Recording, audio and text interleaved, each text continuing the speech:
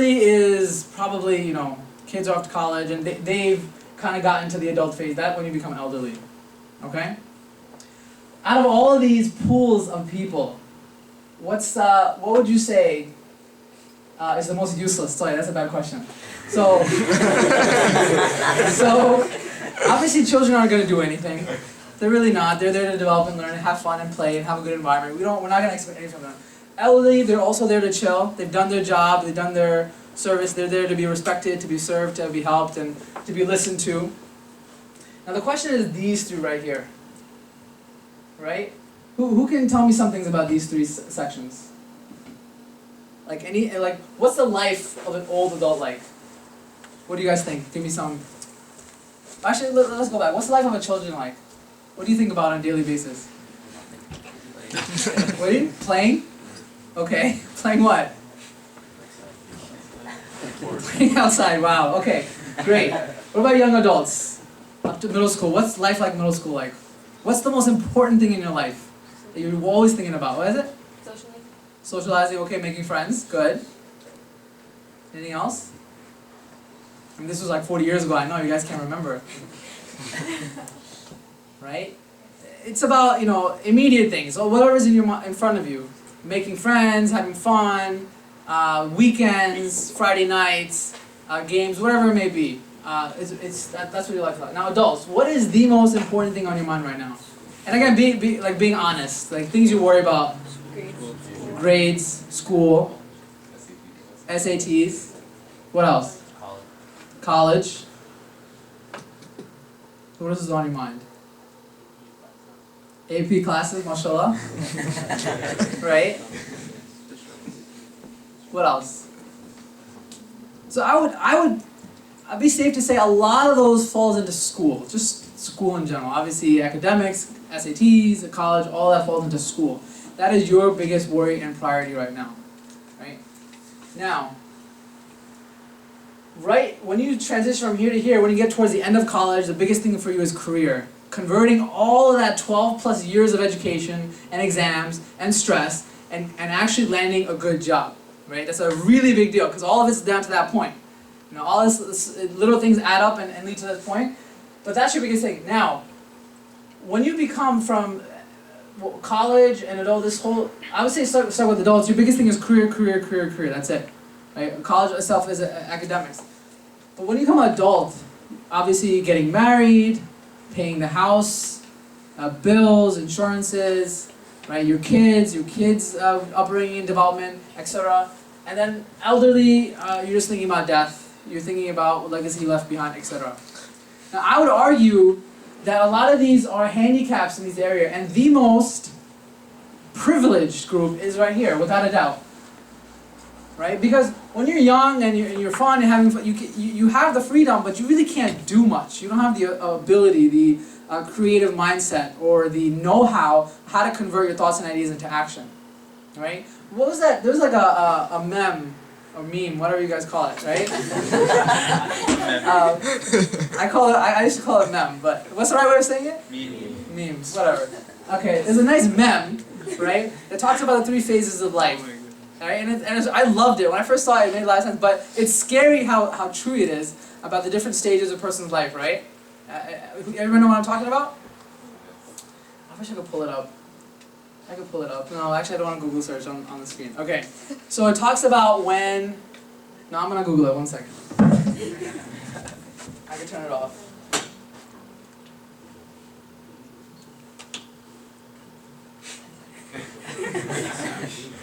Okay, you know what? It's okay. You guys can watch the Google. Oh no.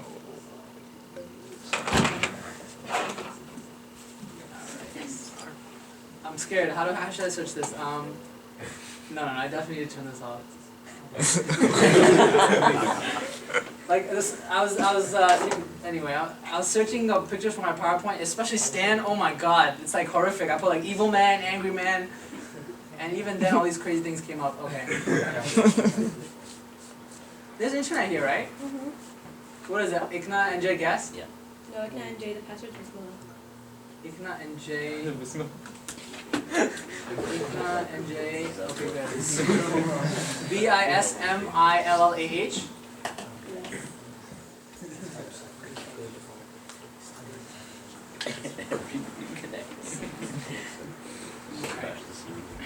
everyone can know me. Actually, it's guy about the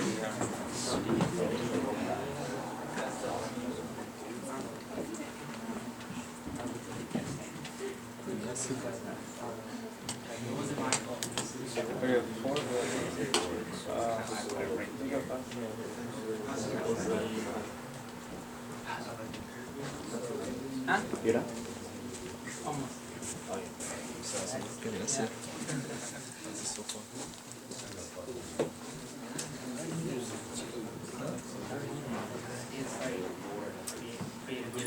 Okay, I found it.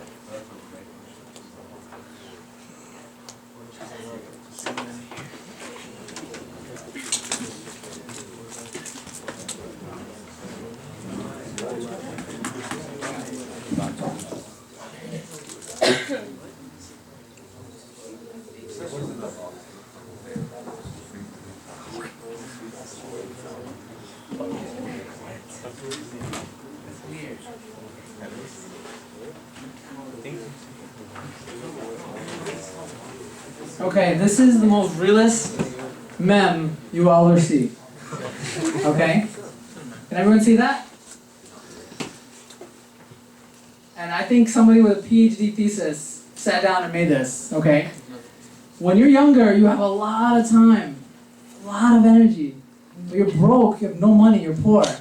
And it's a terrible experience. And I mean, once you get out of your parents' shade of comfort, it sucks to have no money. Now, when you get from college to the real world, you start getting a job, you start getting money, you still have a decent amount of energy, but you have no time at all, right? I work like 60, 70 hours a week. I have maybe Friday nights, and I work every other weekend, right? So I have maybe 5 to 6 days a month that I'm free, that I can actually sit down and do whatever I want. And even then, I have to think about work. When you're old, you have a lot of time, you have a lot of money, but you can't get out of bed. You have like weak bones and no muscles, etc. So this is a good representation of where you guys stand in this whole mix. And the goal, inshallah, and one thing we've been discussing with Hassan is, creating a network of people where we can get all these three members of society to work with one another. So for example, if somebody younger has a good idea, has an amazing project, and they need funding, then somebody from here can help fund them. And say they're really busy, they don't have time, they can get people from the other two groups to help take care of that project.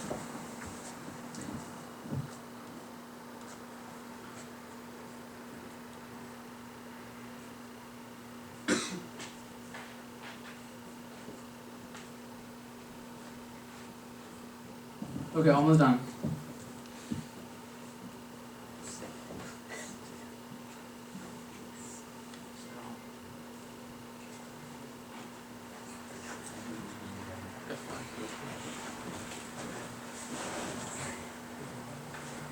Okay, I think the last 2 points.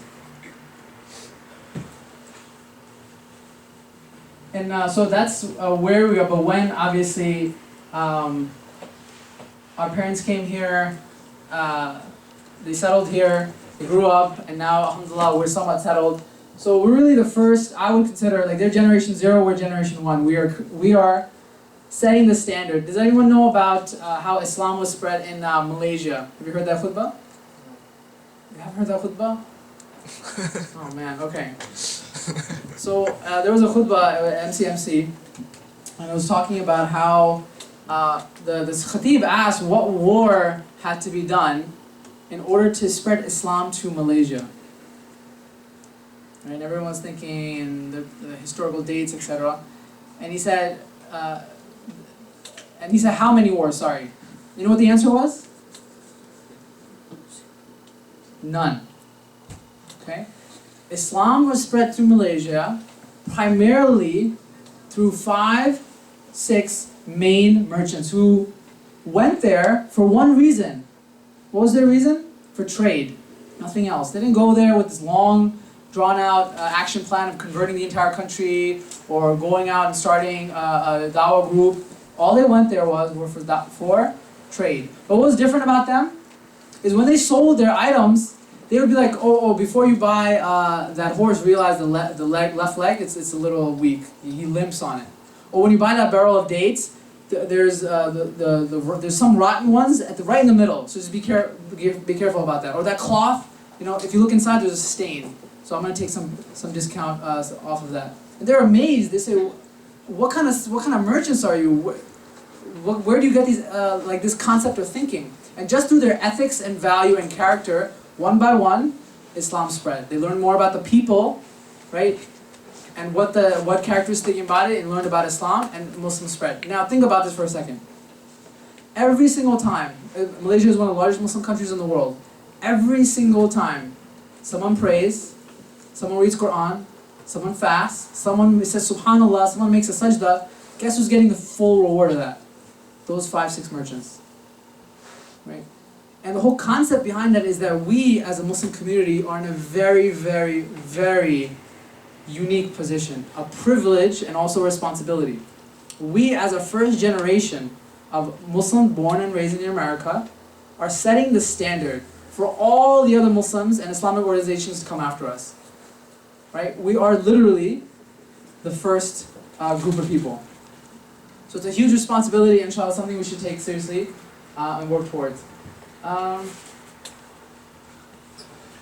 like this one. Let me say this. How much time do I have left? Sorry, this is random, but it's okay. I don't really care. Okay, so the lemonade stand, right? So imagine you told a person, I don't know, let's say brother, pick a random name. Brother Taha. Anybody named Taha here? Oh man. Okay, so let's say brother Taha, not you guys. We told him you are in charge of this lemonade stand. Your only job is to take care of this lemonade stand, and that's it. We will give you the lemonade, we'll give you the stand, and we'll give you maybe, I don't know, let's say $100, etc. So Taha comes in, he's like, all right, lemonade stand, this is my stand, I want to make it amazing. This is the most amazing lemonade stand in the world. And what he does is, he just spends days and days making amazing flyers, making amazing signs. He goes out to the streets and he tells people, come to my lemonade stand, right? He goes and gets the best